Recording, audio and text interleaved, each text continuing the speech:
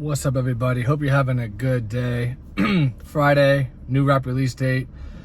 Today, 2 albums came out that I'm going to talk about in this video. I'm going to talk about the new Herbo album 25. I think he just turned 25, so he named it after his age. What I want to do is I want to talk about him just a little bit.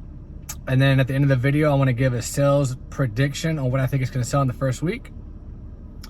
So let's get right into it. So his last album, PTSD, which, by the way, that song that he named the album after, PTSD, is the best, to me, Herbo song I've ever heard. I absolutely love that song. Juice WRLD killed it. Lil Uzi Vert killed it.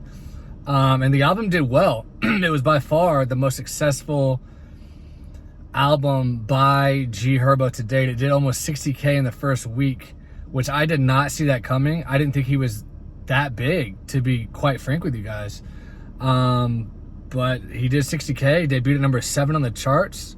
And I mean, I think that was phenomenal for him because he's never really had, correct me if I'm wrong, but I don't know of any radio hits he's had. Now, don't get me wrong, I do think PTSD really should have been a radio hit because that song is fire.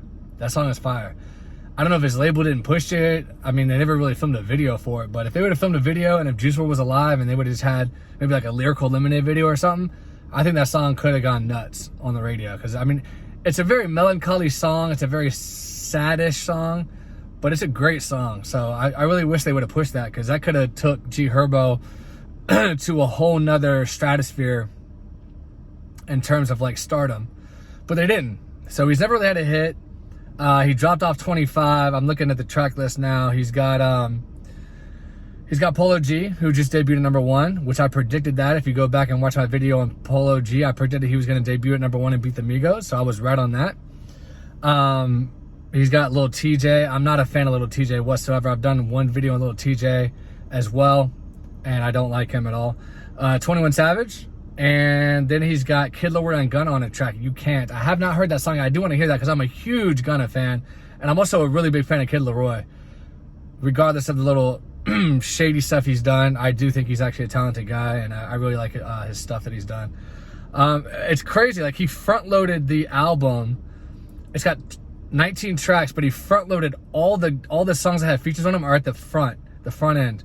So the first 5 have features, and then after that, the last 15 is just all solo dolo. Oh, I take that back. Except for number 10, Drill, he did Rowdy Rebel on that one, who's kind of making some noise as well.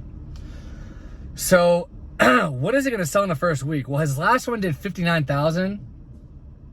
I think this one, and I could be wrong here. I really could be wrong because I'm not from Chicago, and I don't know how big he really is in Chicago.